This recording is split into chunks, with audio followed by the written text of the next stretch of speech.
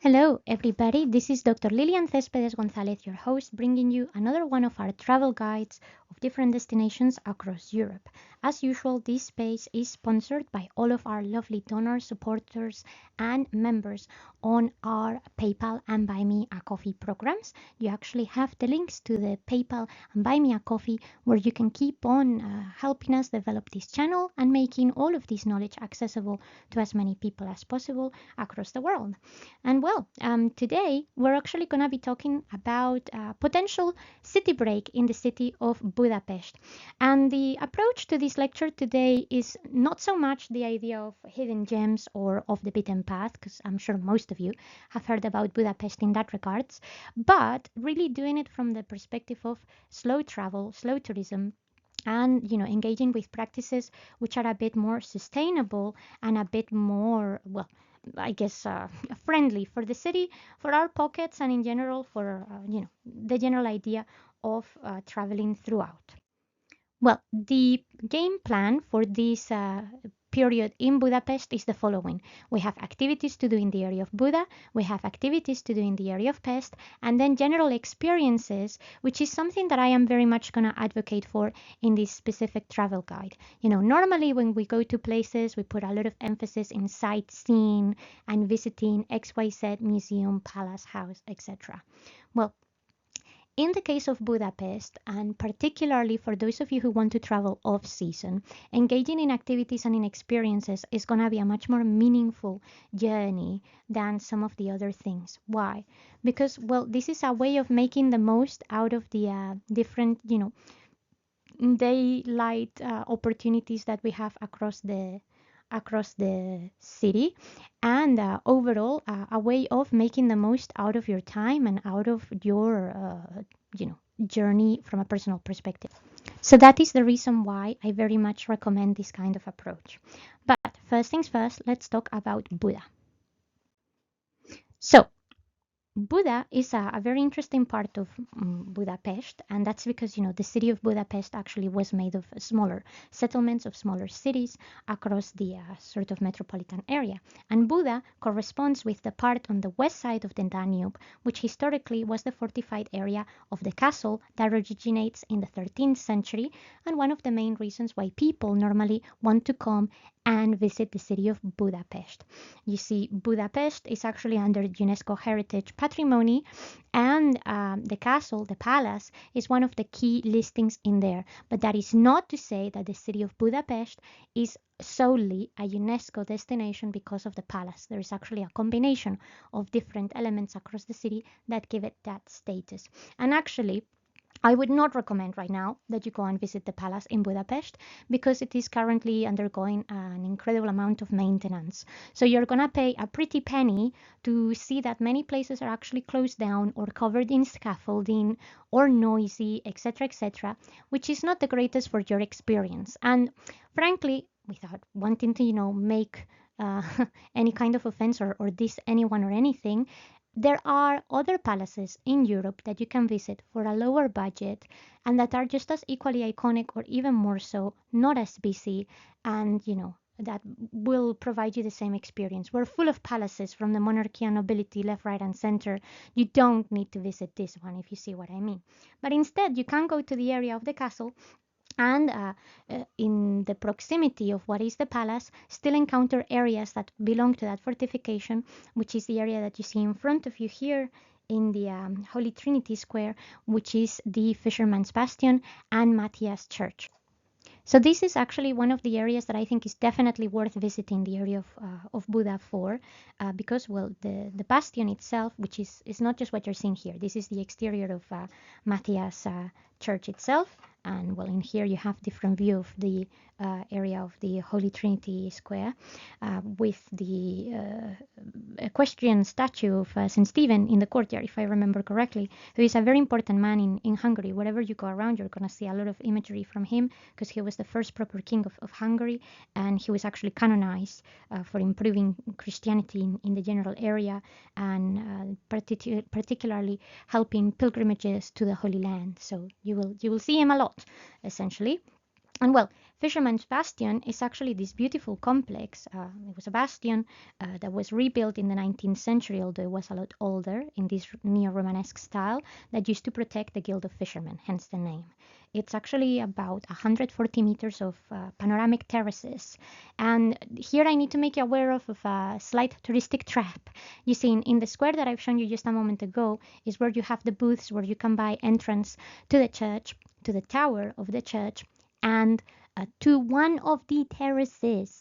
And why do I say one of the terraces? Well, as you see, the terraces have different tiers, and you're going to see the exact same thing. And I'm genuinely cannot emphasize this. You're going to see the exact same thing from the tier that you pay for and the tier that is free to the public.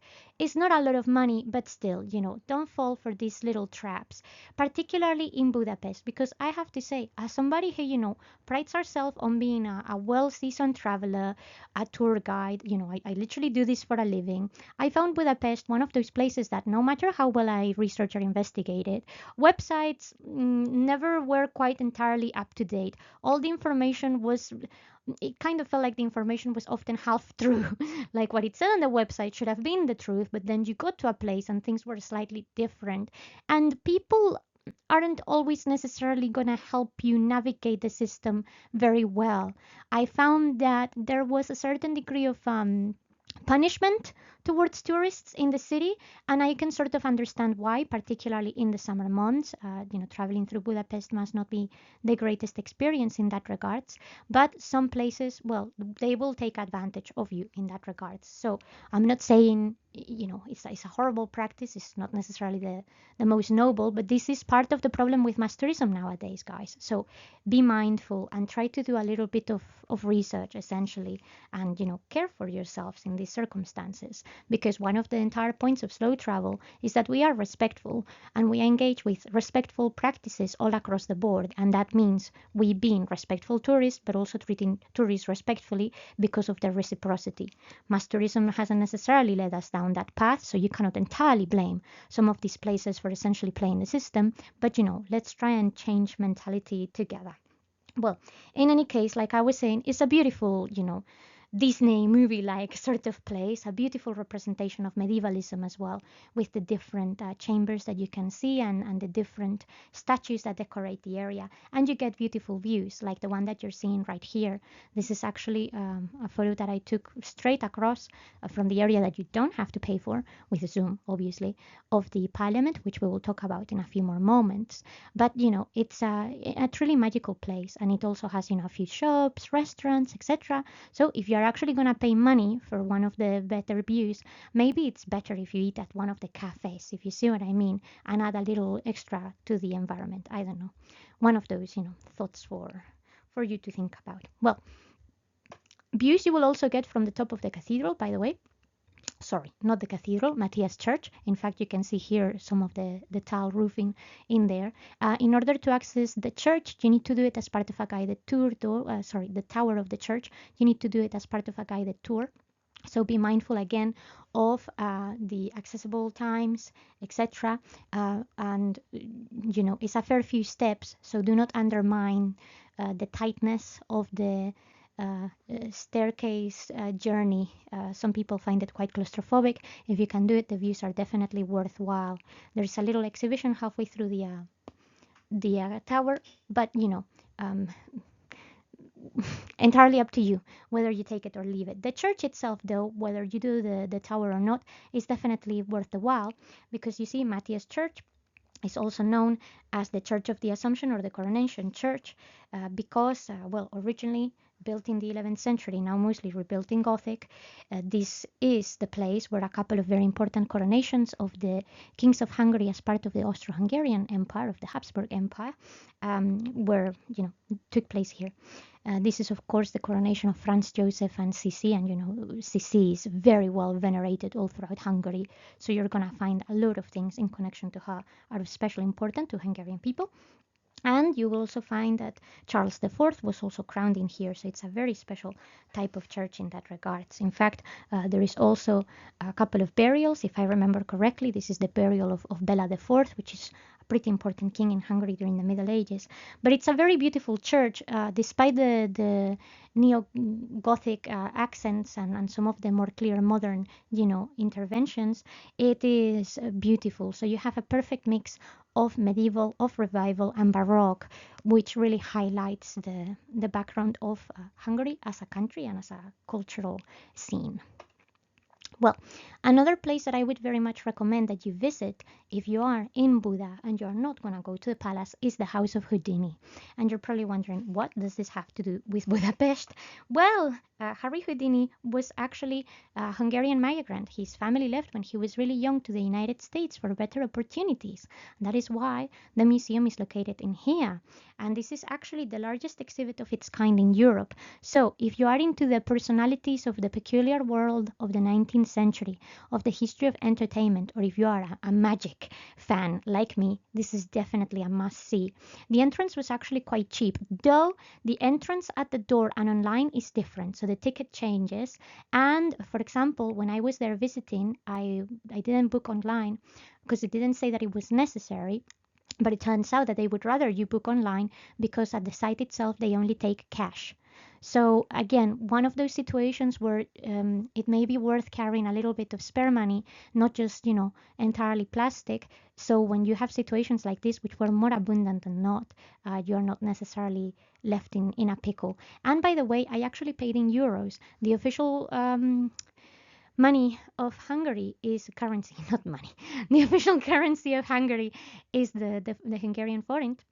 But a lot of these establishments will accept euros or give you the currency in euros because it's easier to exchange that way. So something else to keep into consideration that you may not necessarily be aware is not technically speaking Eurozone, although euros can and may be accepted in many places. Well, this is actually a really cool place, at least in my opinion. You actually get access to a magic show, and I'm talking of an actual magic show for about 15 to 20 minutes. Proper magicians have to be accredited by some of the different European and American institutions that take care of the craft of magic, and this is a show provided by one of said accredited magicians, which was great. No filming or photography allowed during the show, of course. And after that, then you get access to the guided tour across the different rooms that form the exhibition. So they tell you Houdini's life, different elements of his personal career and personal affairs, and then the highlight of some of the most important items in the room, which is really precious and really special. Then you get to sort of do a little bit of exploration on your own. It's not a very big facility, and I think the whole thing took me about an hour. But it was incredibly cool and not something I would be able to truly experience in any other way if I wasn't actually going to, I guess, a live show with Houdini, which of course a little bit difficult in this day and age. So definitely I guess a more hidden gem type of peculiarity than anything else in this case. Well, we're gonna leave Buda behind and we're gonna engage with the area of Pest. Because you see, Pest is actually the largest part of the city. It's about 2/3 of the city, to be honest. It's mostly flat and it's very heavily urbanized. So this is where the majority of the monuments are. Most of the city architecture is all actually 19th century because this is a moment in time when Budapest becomes a center of learning and culture and where there were actually a lot of opportunities for work for the people. And this is where we see the big rise of the middle class, of the bourgeois, and of Jewish communities. And this is actually what the first item that I want to talk to you about in Budapest is the Honey Street Synagogue. This is a Neolog Jewish synagogue, and it's actually the largest in Europe. It's an Ashkenazi community that hosts up to 3,000 people. That's maximum capacity. It is of Romantic inspiration, particularly of the many different revivals of the period, but it borrows a lot from Islamic culture of Al-Andalus in Spain. And it is a very important place to visit, and definitely one that I very much recommend people to do so, as long as you are respectful though. While I was there, I had to actually tell off several people in Spanish, I would like to point out, because some of the things that they were doing were frankly really not okay.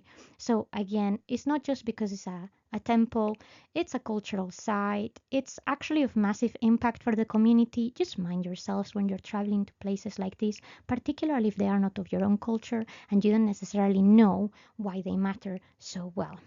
Well, you see, this is a very special site because it's not just the synagogue. It also is the synagogue.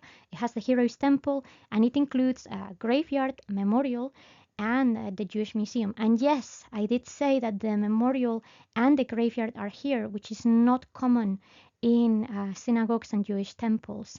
Well, you see, part of that is because of the very history of this site.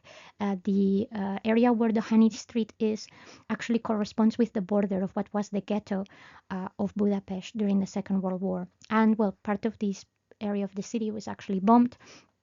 So, well, no, not a lot of it remains in the exact same state. Some of it has had to be redone. In fact, there was a $25 million renovation that was performed on the synagogue to keep it as it is. And well, I really cannot emphasize, honestly, how important this site is because the Heroes Temple contains a World War memorial, First World War memorial, sorry, and it's a smaller temple for the winter because, well, the 3,000 don't necessarily come all year round. And then it has the cemetery, which is what you're seeing here. The reason why the cemetery is here is because, well, the backyard of the church, of the synagogue, sorry, becomes actually part of the ghetto, and it was used to shelter over 2,000 people, at least during the first few months of the war. In Hungary, that actually comes a little later than everywhere else. You see, the problem with the war in Hungary doesn't happen until 1944 because the Hungarian government was actually very keen to cooperate with the Nazis. So even though they were not technically under occupation, they were a collaborator to attempt, or at least I think they thought, that if they helped, maybe Hitler would leave them in peace. Not necessarily the case, but never mind. And we actually know that during the first winter, about 2,000 people died of cold and hunger. So as a result of the circumstances, when the Russians arrived to liberate the ghetto and Budapest, they end up finding about 10,000 dead in there, and they kind of buried them on the spot. They didn't really have time or knew what to do with the bodies, so that's the reason why they are buried here in the grounds of the synagogue, which I must insist is really not the common thing. So it's a very special place, and on top of that, at the back, they have not just the graveyard, but a commemoration with different names inscribed in some little leaves in a tree, which is beautiful, and a memorial to a lot of the people that actually helped save the Hungarian Jews.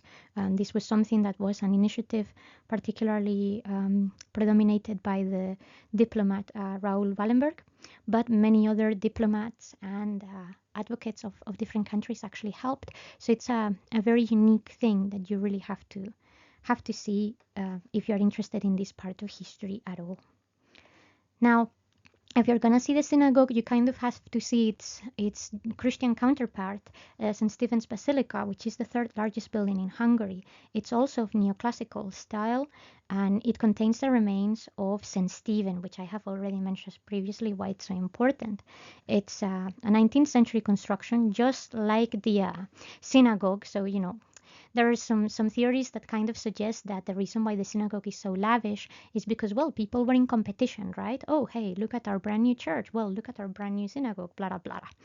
So one of those things. And nowadays, although it's open for visits, and as you can see, it's incredibly beautiful, it's also home to a lot of concerts. So you can actually go and visit the church while experiencing a concert for actually not a lot of money. We're talking of about 20 euros, which all things considered is pretty good value. So definitely a place to go. It does have a panoramic view upstairs, and again, you can take out a ticket depending on what you want to see, and you get more or less. I don't think the ticket really to go up to the dome is that necessary. There is a lot of urban clusters around the area of the basilica, and I kind of feel that you mostly just see rooftops, which, you know, for some people may be perfect, but I think it's an extra expense that is not necessarily justifiable if you're on a tighter time schedule or money. You don't have to, and you're not going to be missing much. And then, of course, you're in Hungary. You need to go and visit the State Opera. It's an absolute beautiful building, again from the 19th century, home to the Budapest Opera Ball, and home to some of the best works of musical art that were produced during this moment. Mahler is going to be, of course, one of the big stars of this hall, and it's done in neo-Renaissance and Baroque sort of combination. And the reality is that this is not the only, cultural venue for this kind of thing in the city. We actually have lots of different halls, operas, and theaters in Budapest. So that's one of the experiences that you can actually go on and engage and truly, invest in what Hungarian culture is all about, in case you're not familiar with the subject. Well, now, of course, perhaps one of the most popular sites and one of the main reasons why people come here is, of course, to see the Hungarian Parliament.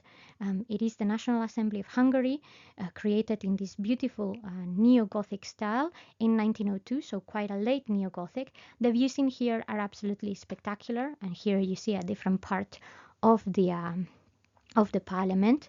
The dome itself is neo-Renaissance, and it does have a museum actually, and a sort of visit area that you can do inside. But when I got here, it was already closed because I was traveling off season in February, and well, of course, timetables are a little bit different. I didn't really have the time constraints really to afford the visit into the parliament, but it was something that I wouldn't mind going back to do, because, well, on top of that, the area around the parliament at this moment in time was closed for some filming, so I didn't get to go to see the real memorial for Jewish people where the shoes were put in bronze. But, well, this is that area where you can access the lower half of the walk of the Danube, which is also very beautiful, but unfortunately not something I could do at this moment in time. However, don't worry, I have an alternative for you guys. But we're actually going to move away from this part of Pest to go a bit farther south, to go to the area of the Great Market, or the Central Market. This was a 19th century development in the city of Budapest, to kind of create a grand house for the fresh produce, spices, specialized shops, etc. of the city. And nowadays is also home to souvenirs. The prices, as you can see, were not even particularly expensive either. This was all really good. People were really warm, really friendly. Nothing like, in some other markets where you find a lot of tat and scams in that regards. This is legitimate because, again, Hungarian culture prides itself a lot on food, and Hungarian diaspora to other countries has been a key into holding back to their memories through their flavors. So they will not necessarily, be messing you around with these kind of things. And, well, the building itself is actually quite nice overall. So definitely something to consider, and a place where you can grab a snack or two. Well, another area which actually takes us back to the Jewish quarter is the area of the ruins bars in the Jewish district. This is actually a very interesting part of the city because, like I said, when you walk through the Jewish district, you can still see actually the impact of the war, by the way. The bombs have actually left buildings which have not been rehabilitated, and that is kind of where the idea of the ruined bars sort of came from. These were places that were falling apart and have kind of been reclaimed to create these establishments for the sake of drink, music, and entertainment, and some of these kind of artistic bohemian vibes and installations, which is really cool. They're kind of disguised, though, because the entrance is actually that of an ordinary building, as you can see here. And, well, here you can see really the true damage of time and the bombs, etc. So it can be a bit daunting, I think, for some people to walk around this area, particularly at night, because it can look really run down. But please do not let that, put you off. It's actually an area that is of crucial importance for the city, and where you're going to find a lot of important pieces of culture. And in fact, we're going to talk about this more in a few moments in the experiences and activities. So bear with. But otherwise, the city of Budapest is just a very beautiful town to walk around. Even if you don't have time for much, just walking around the city is very, very charming. Nothing is ever too far away. From the, let's say, area of the parliament down to the grand market is maybe a 50-minute walk, all flat, very accessible. The streets are pretty clean, very easy to cross over. There are trams, metros, buses, anything else. Transport works very well too in terms of cars and taxis. Uber is super cheap and affordable. So, it's easy to move around, but the best way of exploring Budapest is really on foot. It is rare that a European capital has almost everything that you need to see in literally an hour walk from the farthest away point to the next one. So make the most out of it on foot. It's good for you, it's good for the environment. And if you're a person that perhaps has mobility issues or some kind of disability or illness, again, it's very easy moving around the town through transport. It's very easy moving around town with a wheelchair, whether it's a traditional one or powered one. If you have kids, very accessible in that regards as well. So do not be, afraid by that. The city overall looks charming. The 19th century architecture is what's going to be, predominant, as you can see in here. Sometimes some Art Nouveau, sometimes some Art Deco, sometimes already going into the 20th century. And of course, the most famous street for this is Andrassy Street, which is part of the UNESCO heritage, where you also have a lot of like the big posh shops and all that stuff. And now, what I would really like to spend some time talking about is experiences and activities. You see, I did, I would say, everything or pretty much everything that I wanted to do in Budapest, and I was there for just under a week, 5 days. Yeah, five nights, 5 days. So I actually noticed that everything that I did in that time was a little bit redundant, in the sense of if I would have been a bit more thorough with my planning, I probably could have packed a lot more. But precisely because I was engaged in the mode of slow travel, I was more happy to take things, little by little, and to go a bit more with the mood of the day. But planning the activities is very important, particularly if you're traveling off season, and then if you're traveling when it's, quite busy. If you're traveling when it's quite busy, because they can fill up fast, and if you're traveling off season, because if you don't book in advance, you cannot necessarily turn up to the place and do it. Well, the first activity that I really want to talk to you about is something that I had already learned about in the Czech Republic, in Prague, which is what they call the trotlo over there, but that in I'll say it, Hungary is called, and apologies, my Hungarian is terrible, is the Kurtorska Lask chimney cake in English. And this is a workshop that you can do in many of these different bakeries that create these chimney cakes. It takes between an hour and a half for the experience. And I think I paid 25 euros for the whole thing. So during that moment in time, we got to do 3 different cakes, chimney cakes. In fact, I'll bring up the ones that I made. Here you have. They are not the prettiest, perhaps. I'm not the greatest at making things in that sense, but it was actually a very wonderful thing, because you do the cake from the beginning. The instructor is not making it for you, is making it with you.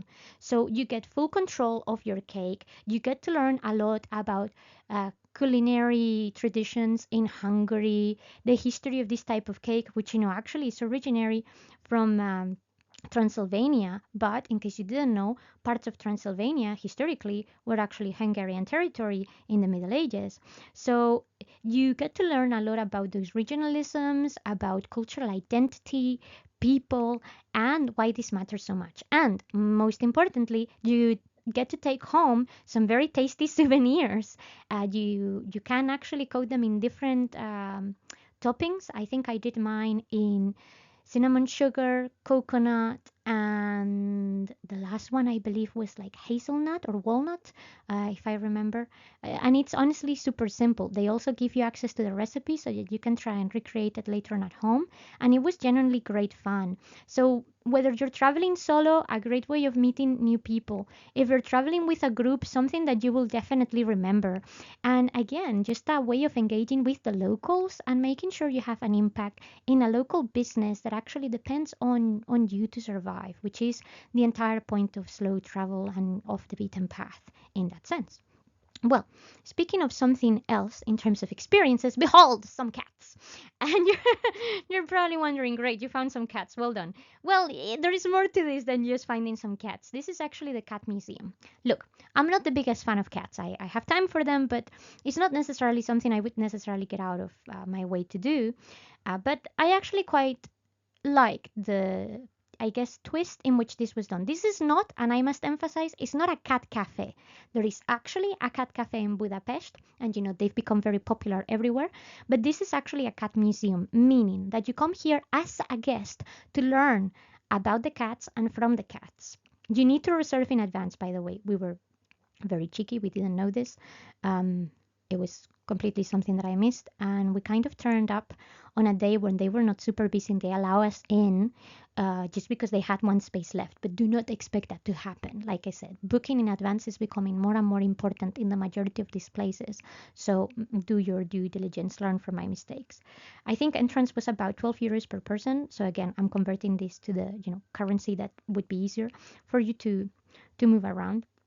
And like I said, it's not a cat cafe. The cats are there, but it's all about respectfully interacting with the resident cats. And there is actually a lot of information about them in the center, most of which are rescued, by the way. But there is also a point to understand why we are fascinated by cats as human beings. So there is an element of it being a museum. They have some art on display, some of which is also for sale. Then they have some collectibles, which kind of gives us a little bit of insight as to what did our obsession with cats began, in human history. Uh, some bits of trivia or knowledge about the feline species, whatever you want to call it, some interactive bits and bobs, some films, some music. It's actually a very interesting experience, and this is a timed experience. Again, I think it lasted about an hour and a half. You need to go when they tell you to go.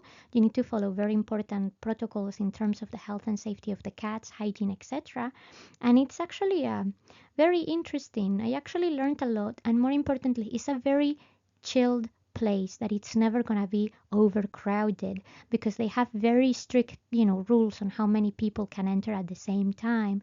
So in a day when things may be busy outside, it's also a good way of, finding time for yourself and connecting with the more simple pleasures of life, which I think is very important.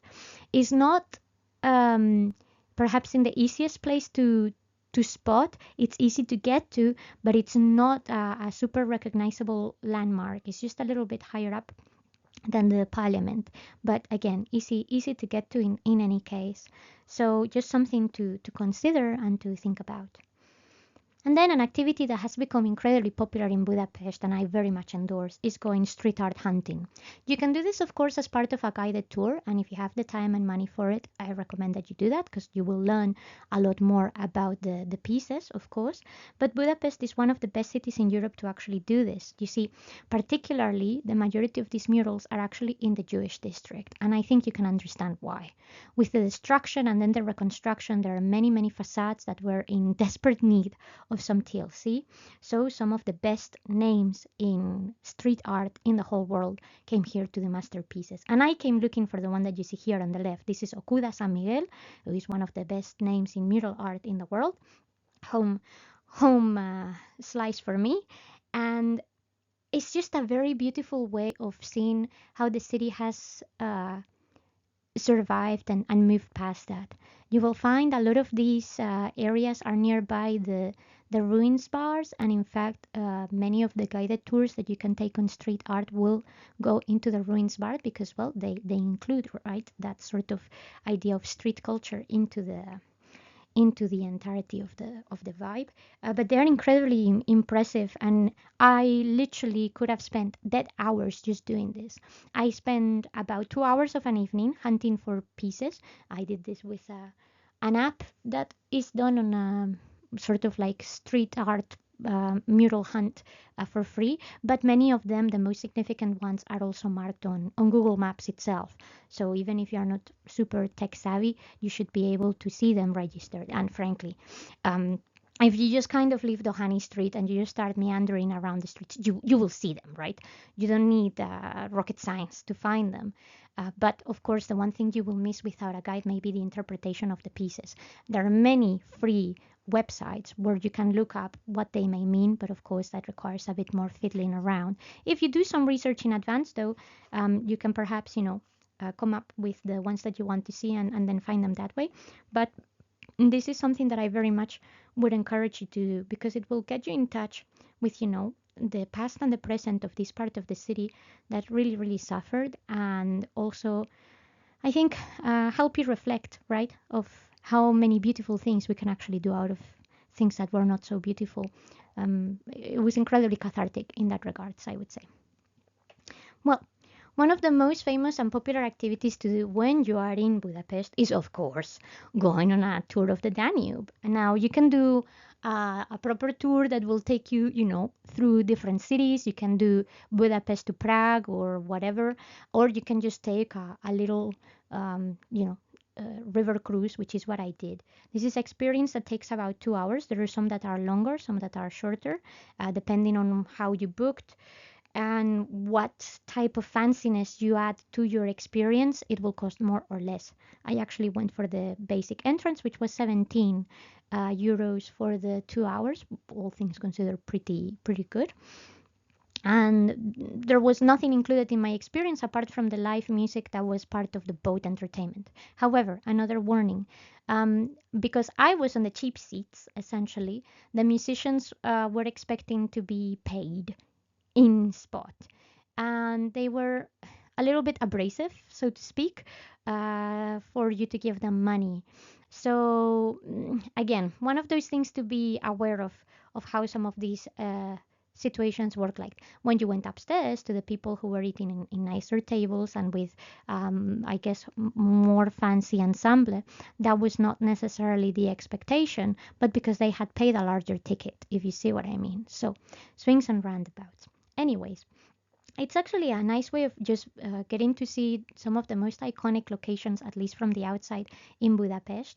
It goes from the embankment area nearby the parliament, and you go past the parliament, past the area of Buda, the castle, and all the way down to nearby where the market is, which actually came across this kind of convention center, which was fully illuminated at night. And I actually very much recommend you do this at night. Why?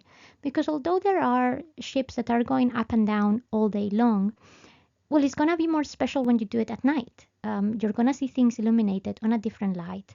It's charming. It's a better use of your time, right? Because then you can use daylight to go to places that have specific opening hours, so to speak. And it's of particular, importance if you're traveling in the winter months, when of course you have less daylight to mess around. So then you can stretch your days a bit better.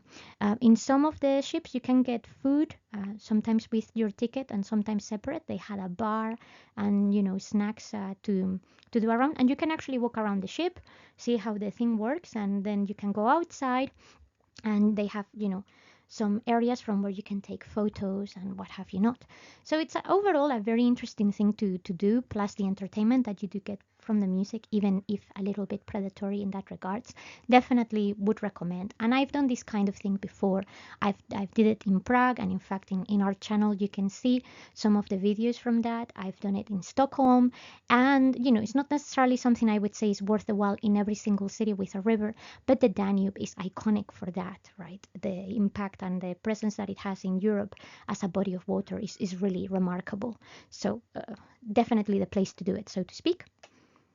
And then you need to go and engage with the area of Gellert.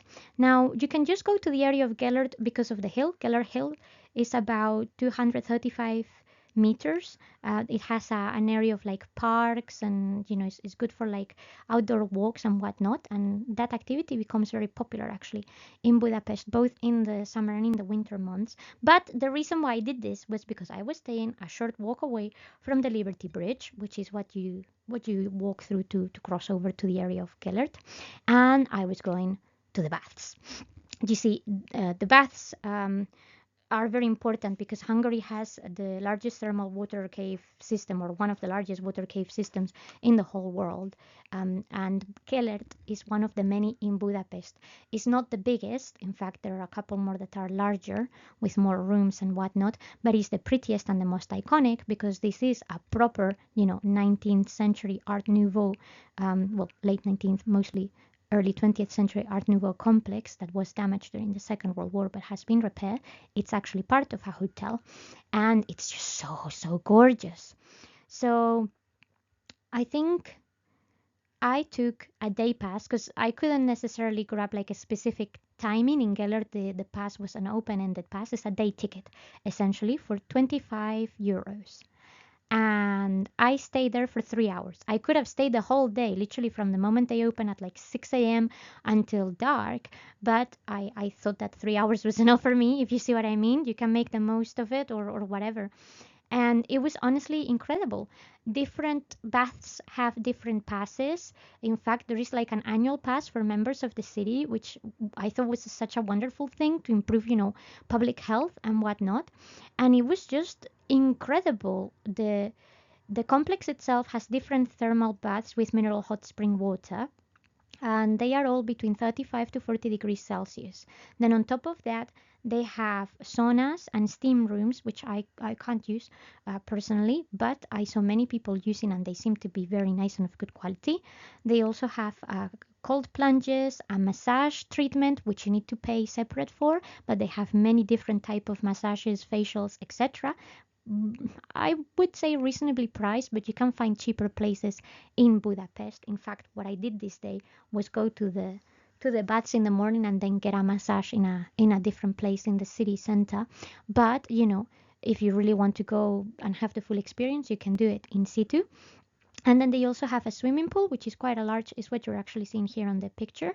A hat, the swimming cap is compulsory in the swimming area. In the rest, you don't need to, but they do sell, all the apparel that you could need. They recommend that you bring your own, obviously, but in case you don't, they sell it, and it's actually not that expensive, to be fair. And when the weather is better, they do also have an outdoor area, which includes like a wave pool. So, it's a very, very cool thing to do.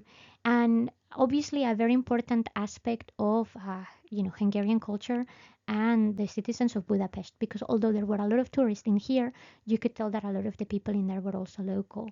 And it was just nice to be able to engage with something that has been of, such incredible importance for the city. And when I mean that they have many complexes, I mean that actually there is at least another 20 different places like this that you can go to, some of which are a lot cheaper and open all year round. In fact, one of those places becomes the host of the next thing I'm going to tell you to do. So another thing that you should do as an experience is to go to Margaret Island. Margaret Island is actually a 2.5-kilometer island full of parks and recreational facilities, and it is in Margaret Island where you have a Palatinus water park, which is one of the largest open-air swimming complexes in the area, but it's also a bath. And during the winter months, they actually host this, and this is Lumina Park. Lumina Park is essentially like a light show that is put every single year with a different theme. They actually have different parks all across Europe, I believe mostly in Central Europe, but this one in Budapest is the one of the ones that has been running for the longest. And the theme for this year was films. So it was actually a very cool thing, which cost me literally €8. So it was, nothing. Again, it opens at dark, so you can only really visit it when it's dark outside, which means you are making the most out of your day once again. And it was actually really fun. The different illuminated sculptures that were done were super whimsical. Some others were actually very creative, and it was a great fun for both kids and adults. I actually spent a lot longer in there than I thought I was gonna do because I genuinely just had a lot of fun, and it was beautiful.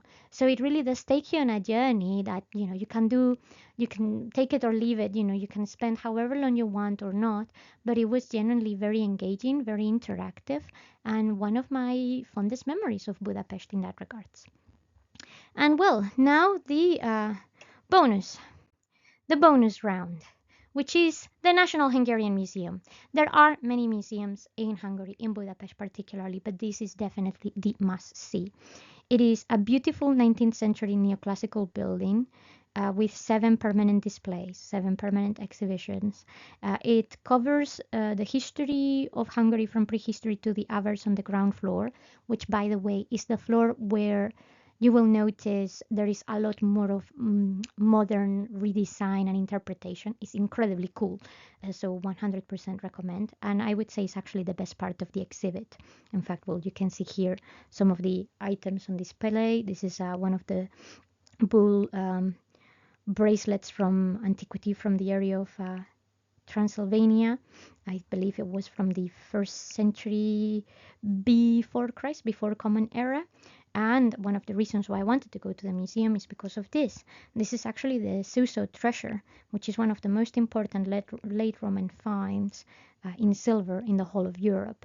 It actually dates from the 4th century AD, and it is genuinely incredible. Nothing like it. This is actually the silver stand, which is the only one known in existence, part of a dining or a washing set. And they explain how it was found, how it's been preserved. It was actually involved in a robbery, in a heist. So they explained all of that for you. Really, really incredible, really impressive in that sense. The building itself, like I said, absolutely gorgeous. So definitely something to consider.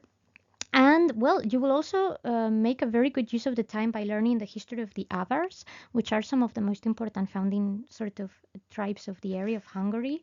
And it all actually goes all the way up to modern times. The last part of the exhibit actually went to post communism, to the fall of the Iron Curtain in that sense.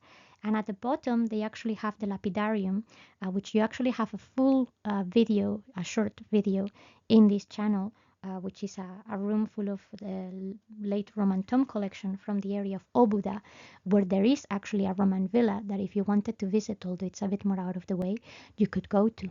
And this is officially everything more or less that I can say about Budapest for this visit. Like I said, it took me 5 nights. I was there for 5 nights to engage with the city. You could probably do it in less, you could probably do it in more. It really depends how much you want to get out of it. But as you can see, there is a lot to do, there's a good variety, and I must really insist to make the most out of the engagement that you do with the local culture. A lot of European capitals in this day and age are becoming incredibly crowded. You go to them and they are just, full of people left, right, and center. And it doesn't have to be like that. I'm not necessarily saying, hey, go in February like I did. I actually returned the day before Valentine's Day. And it was great because there was barely anyone in there. And it was actually not that cold. I mean, it's a dry type of cold, which helps, but it was nice. It didn't rain. It was perfectly fine in that regards. But I understand that some people don't like traveling in the cold. Fine. Doesn't mean that you need to go in the height of August. Even 2 months, 3 months, like this time of the year now, would really ease up the tension in that sense. But in general, it's important that we find better, more respectful ways to do this and engage in this culture of slow tourism where we can actually, take our time and respect the places, respect the people and their culture for what they're actually worth. And on that note, this is where I shall love you and leave you. I hope that you have a lovely rest of your day. Thank you so much for everybody that has contributed to our PayPal and Buy Me a Coffee. Remember that the way to keep on donating and keeping the channel going is actually right there on the links in the chat and on the description of the tour. And I hope to see you on the next one. Thank you so much and have a lovely rest of your day. Bye bye.